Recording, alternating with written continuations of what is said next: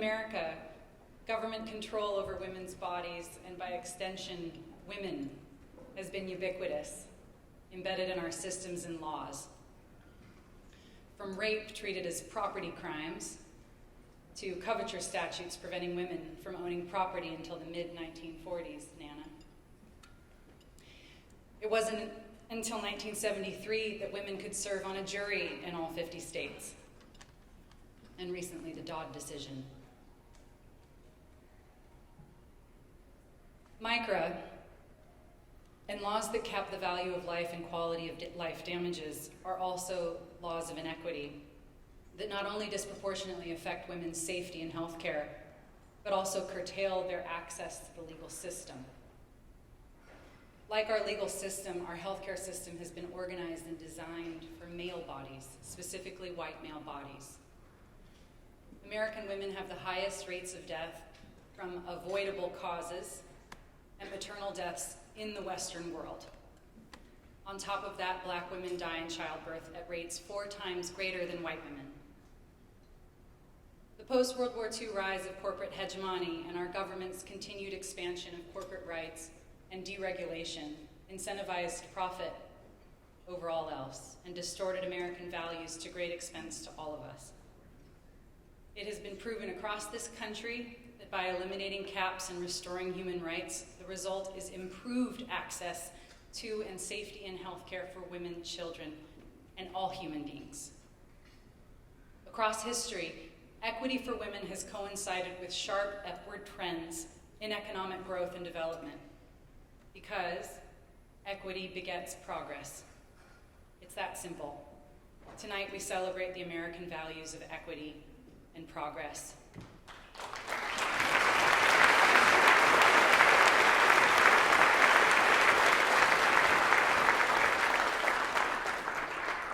All of us in this room are now the ancestors to the people who will be on this planet long after we're gone. I have it inserted there to look at Charles and Langston, because I've been thinking about them a lot. A lot of Beebs in here. A lot of grown Beebs, too. I love you all. Tristan. And the decisions that we make, and most importantly, the values we vote for, will repair and shape the world for our children and children's children.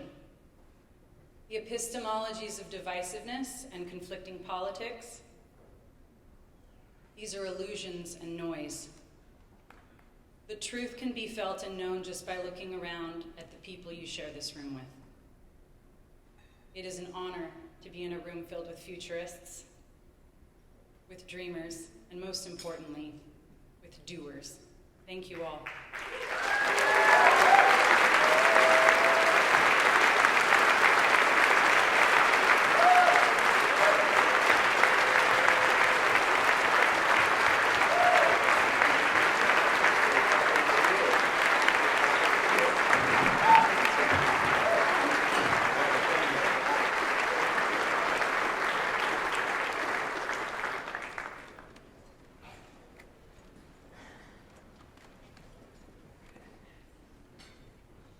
Once upon a time, healthcare in America was better than anywhere else in the world. We had the best institutions, the best healthcare providers, and we still do. We still do. But something changed. And what changed is patients had civil rights. They had civil rights, and we had something in this country called accountability. So if something went wrong, something could be done about it. And through that, change could be effectuated. We'd make sure it didn't happen again. But another, person wouldn't get hurt or die. And then came along the insurance industry. They said, well, you know what, there's good money in this. And the insurance companies, the industry, the corporatization of medicine, it is greed-based. It is greed-based. It is all about money. And as they became more powerful, they saw the civil rights of healthcare patients was something that was costing them money. Not the healthcare providers, not the hospitals or the institutions, but the insurance companies, the billion-dollar rich insurance companies. So they came up with this plan. They convinced the good doctors, the good surgeons, started in the state of California, that your rates keep going up. They keep going up because of these lawsuits, because of these greedy plaintiffs' lawyers. And it was a lie. It was a lie. Not just a little lie, it was 100% untrue. But some think tank said if we can convince them that their insurance rates are going to go up, up, up, and up, and then spread some fire, get everybody to think, you know what, we're not going to have access to health care. Doctors are going to have to leave the state. Oh yeah, we can get that going. Then we can convince the politicians to cap the civil rights of healthcare patients. When that happened in 1975, the insurance rates kept going up, up, up. And you heard about Wilshire, who sued the insurance companies because of that lie and got money back to physicians. But by that time, it was too late. And what happened is more time passed on, is the quality of health care went down, down, down. And the good doctors out there, which it's 9% of them, but we all make mistakes, right? The good ones couldn't get rid of the bad ones. And the medical board, figured we can let doctors, give them a slap on the hand or just, push it under the rug. We have TJ Watkins here, who's on the medical board.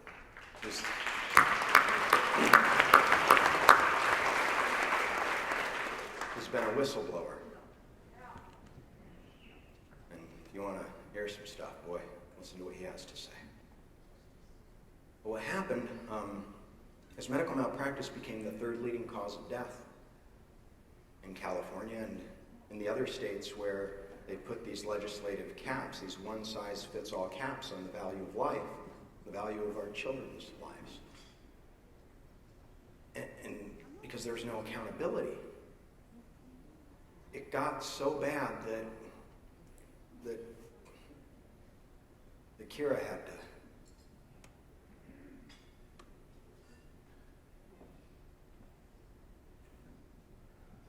it shouldn't have happened.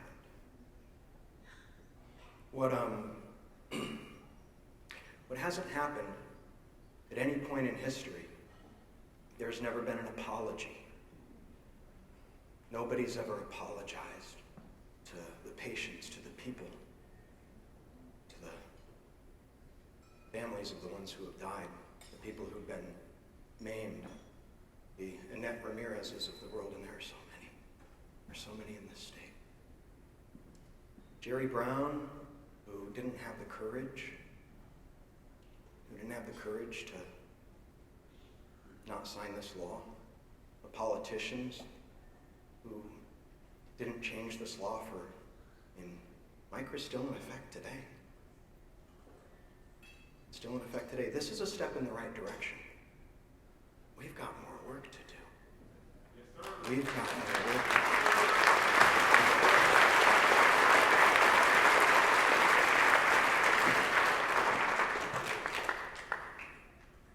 But the Annette Ramirez's, the Charles Johnsons, the Morenos, the Olsons, and I could go on and on.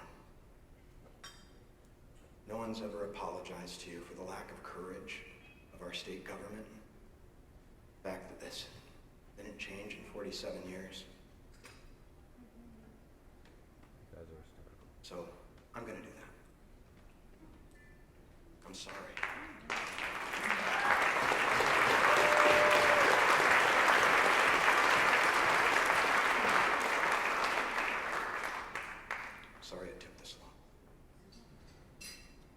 Together we can do so much. Just the power of the people in this room.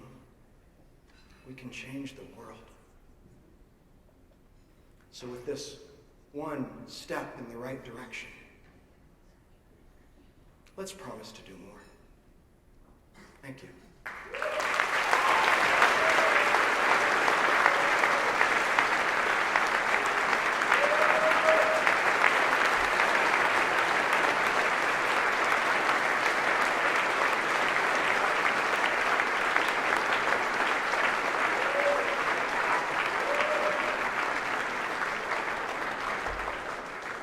Thank you all for coming.